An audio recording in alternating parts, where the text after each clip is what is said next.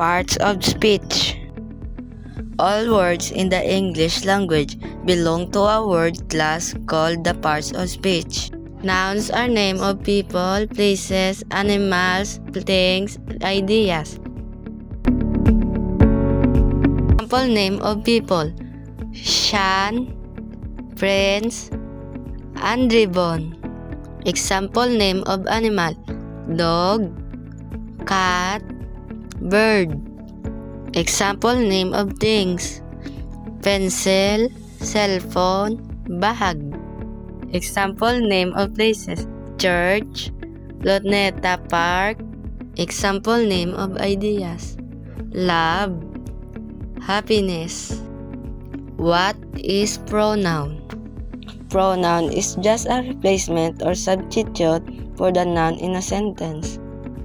Pronoun: he, she, his, her, they, their, you, me, I, your, my, them. These all words are pronoun. How to use pronoun? Prince is wearing a black cap. Prince is noun. Now we use a pronoun in place of noun of Prince. He is wearing a black cap. He is a pronoun. Example again. Sean and Andre are going to school. Sean and Andre are noun. They are going to school. They are pronoun. What is adjective? Adjective is describe more about a noun or pronoun. Adjective describe noun.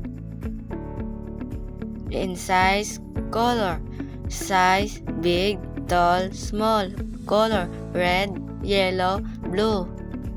Opinion, feeling. Opinion, beautiful, expensive, delicious. Feeling, happy, tired, hungry. Example of adjective: I have an orange bowl. Orange is adjective. Sean is holding a cute dog. Cute is adjective. What is adverb? Adverb is a word describe a verb, an adjective, or another adverb. It tells us how, when, where, how much, or how often something happens. Example of adverb: how. How an action happens. Quickly running, talking loudly. Did you notice they all ended ly? Quick and loud are all adjectives that can describe noun. But if we want to describe verb, often add ly to the end to create adverb. When. When or how often something happens. This word: now, then, tomorrow, always, never, sometimes. We can use this word to describe verbs or adjectives, like walking now, always happy. Adverb can also answer the question where. Inside, outside, here, there, up, down. Can be used adverb tell where something happens, like look up, come here.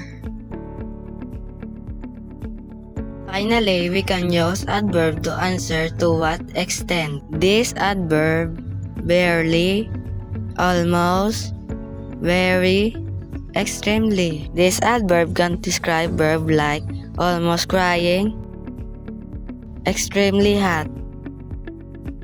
What is conjunction? Conjunction: words that join other words, clauses, phrases, or sentences, or called coordinating conjunction. Example of conjunction: she doesn't like peas or carrots, or is conjunction. My dog chases cats, rabbit, and squirrel, and is conjunction. I was tired, so I took a nap. So is a conjunction. Check to remember coordinating conjunction is with the word fan voice. For, and, nor, but, or, yet, so. Coordinating conjunction for, since, because, and combines things nor combines two options that are denied but expresses exception or choose between option yet opposite, so show consequence. What is verb? Verb is an action word. Example of verb: running, playing, writing. These words are action words called verb. What is interjection? Interjection is a word or phrase that expresses feeling. Different interjections show different feeling such as joy, anger, pain, surprise, doubt. Interjection followed by an exclamation mark, full stop, or comma depending on feeling expressed. Example of interjection: wow, that's look amazing. Ah, it's nice to see you. Wow and is interjection.